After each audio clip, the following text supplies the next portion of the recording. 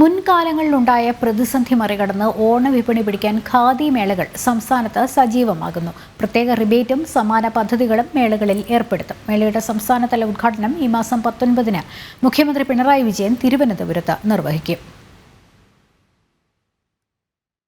പ്രതിസന്ധികൾ മറികടക്കാൻ ഇത്തവണ ഖാദി ബോർഡ് നേരത്തെ ഒരുങ്ങിക്കഴിഞ്ഞു. തോരാമഴയുടെ ആശങ്കകൾ നിലനിൽക്കുന്ന ഘട്ടമാണെങ്കിലും വിപണിയെ ബാധിക്കില്ലെന്ന പ്രതീക്ഷയിലാണ് ബോർഡിന്. വൻകിടക്കാരോട് കിടപിടിക്കുന്ന തരത്തിൽ ഉൽപ്പന്നങ്ങളെ പരിചയപ്പെടുത്തി കഴിഞ്ഞ സാമ്പത്തിക വർഷം ബോർഡ് നേടിയത് 600 കോടി രൂപയുടെ വിറ്റുവരവിനാണ്. സ്ത്രീകളുടെയും കുട്ടികളുടെയും ഇഷ്ടത്തിനൊപ്പം ന്യൂജൻ ഫാഷൻ വസ്ത്രങ്ങളുടെ വിപുലമായ കളക്ഷനും ഇത്തവണ ഖാദി ഒരുക്കുന്നുണ്ട്. വൈവിധ്യമാർന്ന വസ്ത്രങ്ങൾ നിർമ്മിച്ച് വിപണനം ചെയ്യാൻ ഖാദി ബോർഡ് ഇതിനകം നടത്തിയിട്ടുള്ള പ്രവർത്തനങ്ങൾ എല്ലാവരും ശ്രദ്ധിച്ചിട്ടുള്ളതാണ്.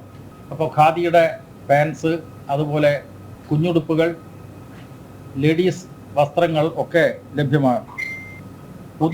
തലമുറയ്ക്ക് ഇഷ്ടപ്പെടുന്ന വസ്ത്രങ്ങളും നിർമ്മിച്ച് വിപണനം ചെയ്യുന്നുണ്ട്. അപ്പോൾ ന്യൂജൻ വസ്ത്രങ്ങൾ കൂടി ഖാദി തുണിയിൽ ഇപ്പോൾ ലഭ്യമാക്കിയിട്ടുണ്ട്. ആകർഷകമായ സമ്മാന പദ്ധതികളും പ്രഖ്യാപിച്ചിട്ടുണ്ട്.